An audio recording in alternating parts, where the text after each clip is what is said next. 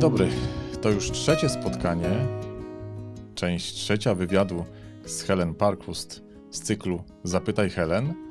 Poprzednio, i to możesz zobaczyć w filmach, które u góry się właśnie wyświetlają, rozmawialiśmy o tym, jak dorastała Helen Parkhurst i jak zdała egzamin na nauczyciela, a dzisiaj posłuchamy o tym, jak te pierwsze kroki na swojej nauczycielskiej ścieżce zawodowej stawiała i co zaczynała robić, aby dzieciom pracowało się lepiej, ale i jej również bardziej efektywnie. Helen, powiedz mi, skąd czerpałaś wiedzę na temat tego, jak doskonalić proces uczenia się, aby dzieci same chciały to robić, bo jak powiedziałaś, nie za bardzo byli chętni do nauki, wyrzucając ze szkoły 2 swoich nauczycieli. Ja jeszcze wrócę do reakcji mojej mamy, kiedy dowiedziała się, że podpisałam kontrakt, mówiąc: o Boże, będziesz nauczycielem.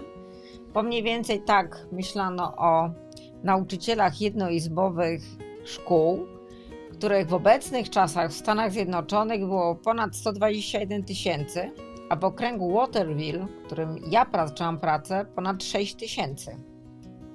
Te szkoły zaczęły masowo być wygaszane bo 121 000 było w latach 1935-1936.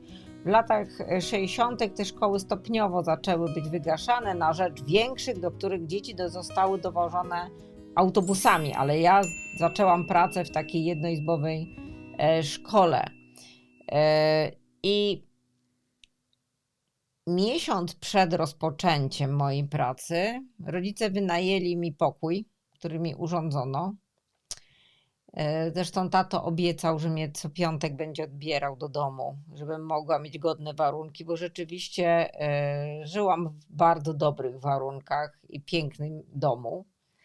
Drewnianym, który spłonął wraz z moimi dokumentami. Ja, będąc obserwatorem tego, o czym mówią nauczyciele podczas tych spotkań, to wiedziałam, co mnie może czekać już. Więc tydzień przed rozpoczęciem roku szkolnego spotkałam się z moimi najstarszymi uczniami, 16-latkami, i zaczęłam z nimi rozmawiać na temat, gdzie byli bardzo zdziwieni, bo zaczęłam się ich pytać, jak widzieliby pracę, co im najbardziej przeszkadza, bo mnie przeszkadzała w szkole nuda.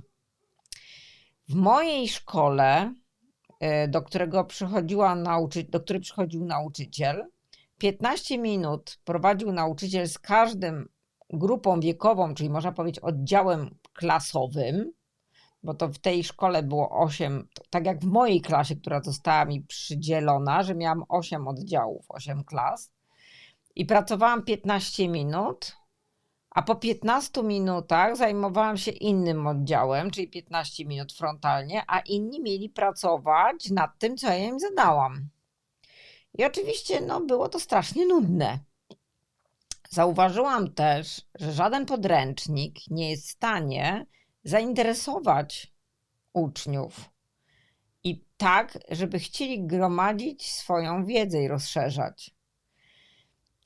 I jak podczas tego spotkania uczniowie po pierwsze byli bardzo zaskoczeni, że ktokolwiek ich pyta o to, co oni chcieliby zmienić w szkole. Po drugie, zaczęłam się ich pytać, czego chcieliby się uczyć. I zauważyłam, że wiedza tych 16-latków już jest na tyle wysoka i mają tyle umiejętności, że mogłabym wykorzystać ich jako moich pomocników nauczyciela. Artur, jeden, który był podczas tego spotkania, zaproponował, aby podkręcać, chyba się nazywał stres, aby podkręcać ławki przykręcone do podłogi, a tych ławek były w 5 rzędach i zajmowały praktycznie całą przestrzeń, i pogromadzić je w grupy. Drugi z chłopców powiedział, że dobrze by było, aby można by było podzielić te ławki na tyle grup, ile jest przedmiotów, a było 5 przedmiotów wówczas, bo był język, było pisanie, była matematyka, była historia i była geografia. I stwierdziłam, że to jest bardzo dobry pomysł i przystałam na to. Również sprzątnęłam kantorek, który przylegał do szkoły i na wzór biura mojego taty w hotelu, bardzo mi się to podobało, przeciągnęłam tam ogromniaste biurko, które stało po środku katedry i zrobiłam sobie takie pokój w szkole do pracy indywidualnej z uczniem, a także na indywidualne rozmowy dla dzieci, które wymagały większego zgłębienia wiedzy, indywidualnego podejścia. A kiedy zaczęłaś stosować ten twój sławny plan? Wiesz co, ja już o tej pracy z przydziałami usłyszałam od mojej mamy, która miała korzenie ze Szkocji i tam już planowano albo pracowano z jakimiś przydziałami zadań. Co prawda nie było to tak mocno rozbudowane, ale słyszałam o tym, że wcale nie trzeba pracować frontalnie, tylko można pracować z przydziałami zadań.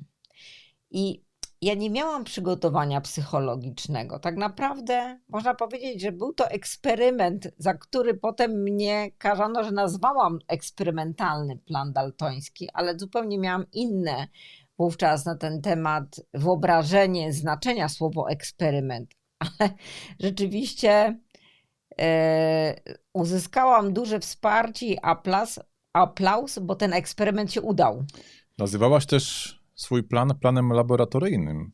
Tak, tak. I dlatego to nazwałam laboratoryjny, bo chciałam, aby dzieci, poznając wiedzę, doświadczały i poprzez doświadczenia, wyłanianie hipotez, mogły je udowadniać, rozmawiając, pracując w zespołach.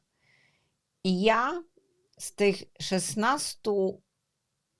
7 osób, 16-latków, uczyniłam monitorów, którzy służyli radą, wsparciem, sprawdzali przydział zadań, sprawdzali zapis tych zadań w tabelkach u uczniów w danej grupie i każdy z uczniów, ten monitor, był w innym zespole. Czyli byli takimi twoimi pomocnikami, asystentami, jednocześnie obserwatorami postępów pracy innych dzieci.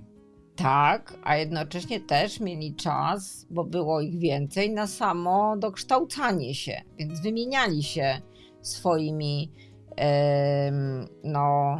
rolami, tak, że też mieli czas dla siebie. Ja pamiętam swój pierwszy dzień w szkole, ubrałam się w niebieską sukienkę, przypięłam czerwoną różę i weszłam do moich uczniów. Ławki były już wówczas odkręcone za radą Artura i stworzyliśmy z tych ławek koło w 1904 roku. Moi asystenci mieli kartki z imionami.